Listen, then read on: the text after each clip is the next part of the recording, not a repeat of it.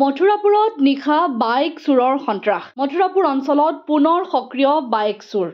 যোৱা নিশা মথুৰাপুৰ মাজগাঁৱত বাইক চুৰি এজন লোকৰ। চিচিটিভি কেমেৰাত আবদ্ধ বাইক চুৰি কৰাৰ দৃশ্য।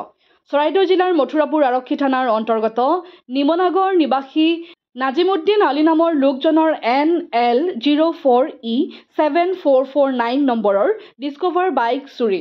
যোৱা নিশা প্ৰায় 8 বজাত মথুৰাপুৰৰ পৰা নিজ গৃহ নিমনাগৰ দিশে বাইকেৰে গৈ থকা অৱস্থাত হঠাৎ বৰষুণ অহাত মথুৰাপুৰ মাজগাঁৱৰ নাছিউৰ ৰহমানৰ পদূলিৰ আগত বাইকখন থৈ নাছিউৰৰ ঘৰত কিছু সময় থকাৰ পাছত বৰষুণ এৰাত বাহিৰলৈ ওলাই আহি বাইকখন দেখা নোপোৱাত নাছিউৰ ৰহমানৰ ঘৰৰ চিচিটিভি কেমেৰাত দেখে যে চোৰে বাইকখন চুৰি কৰি নিয়া। উক্ত চুৰি ঘটনাৰ সম্পৰ্কে নিজামুদ্দিন আলীয়ে লগে লগে মথুৰাপুৰ আৰক্ষী থানাত এজাহাৰ দাখিল কৰে। ইতিমধ্যেই মথুৰাপুৰ আৰক্ষী থানাই তদন্ত আৰম্ভ কৰিছে বুলি জানিব পৰা গৈছে। নিমনাগৰ ঘৰলৈ গৈ আছিলোঁ নিজৰ ঘৰলৈ। মোৰ নিজৰ ডিস্কভাৰ বাইকখন লৈ বৰষুণ দিয়াৰ বাবে মাজগাঁৱৰ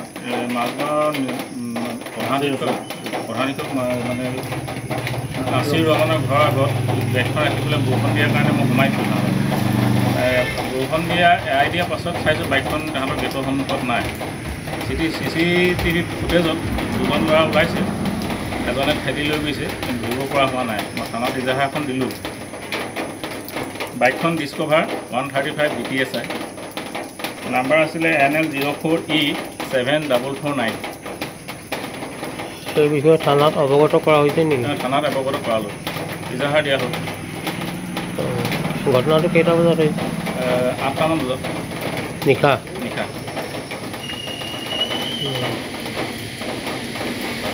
মথুৰাপুৰৰ পৰা ইছলাম আহমেদৰ ৰিপৰ্ট, অসম আদিত্য।